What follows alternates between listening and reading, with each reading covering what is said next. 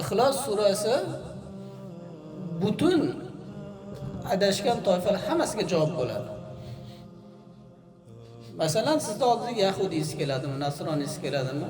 Kim kelsa ham, agar sizda savol so'raydigan bo'lsa, Ixlos surasini o'qib beradigan bo'lsangiz, hamma savoliga javob bo'ladi o'sha Alloh haqida. Qul huvallohu ahad. Alloh yagonadir. Allohus samad. Alloh behojatdir. Balki hojatmandlarning hojatini nima chiqaruvchidir. Lam yalid va lam yulad va lam yakul lahu kufuwan ahad. Ya'ni tug'magan, tug'ilmagan, uni tengi ham yo'q. Nasroniylar, yahudiylar Alloh haqida o'zlari bilib bilmay har xil gaplarni gapirgan. Nasroniylar ham salis salasa degan. Uni uchtadan bittasi degan Alloh taolo. Bu narsalar hammasi kufr so'zlar. Mana shu Ixlos surasini o'zi musulmonlar bilan, islomdan boshqa hamma dinlar kufr ekanligiga dalolat qiladi. Silab siypash yo'q. Ya'ni islomdan boshqa. Masalan, sizga bir xil savol beradi, nasroniylar, yahudiylar nima bo'ladi deydi. Ularning hukmi o'sha ularga samoviy kitob berilganligi sababidan hurmat qilinadi. Samoviy kitoblar berilganligi sababidan. Tavrat va Injilda sababidan hurmat qilinadi. Musulmonlar ularga hurmat bilan gaplashadi. Lekin bu bilan ular musulmon bo'ldi yoki jannat ahlidan deb hech kim aytmagan. Lekin ular mushrik, kofir deyiladi baribir. Silab siypash yo'q. U kitoblarda ba'zi narsalar, taomlarni bizga nisbatan halol bo'lib qolishi yoki ularga uylanishimiz joiz ekanligi, ular ham qaysidir yo'ldan jannatga kiradi degani emas bilib qo'yinglar. Yoki qandaydir ma'noda ular ham musulmon degani emas. O'sha ularga berilgan kitob sababli.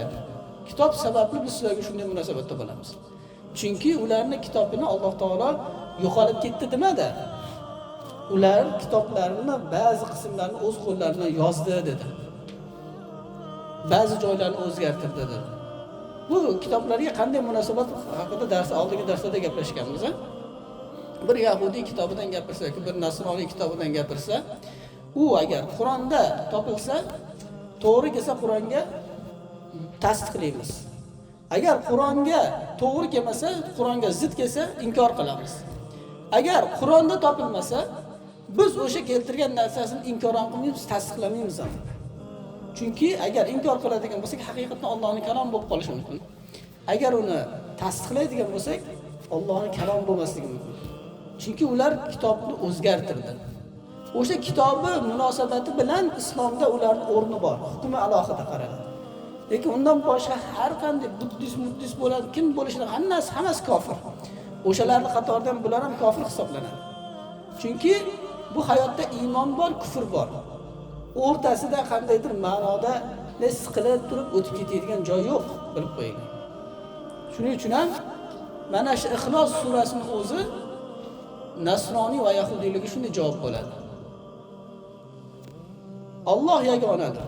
Har qanday toifaga javob bu. Allohus samad, behojat, balki hojatmandlarning hojatini chiqaradi. Bular yahudiylarga javob. Chunki yahudiylar maddi Allohni faqir dedi. Ya'ni Allohning qo'li kalta dedi. Mana bularga javobki Allohus samad. Alloh taolo behojat, balki hojatmandlarning javobini chiqaradi. Yahudiylar mana bu joyda javobni oladi. Lam yalid va lam yulad, tug'magan, tug'ilmagan. Mana bu joyda endi nasroniylar javobini oladi. Va lam yakul lahu kufuwan ahad degandagi hammasi javobini oladi. Alloh taologa hech narsa tenglashtirilmaydi degandek. Ba'zi musulmonlar o'zi o'ylab yurgan bo'lsa, hammasiga javob bor. Ixlos surasi qisqa.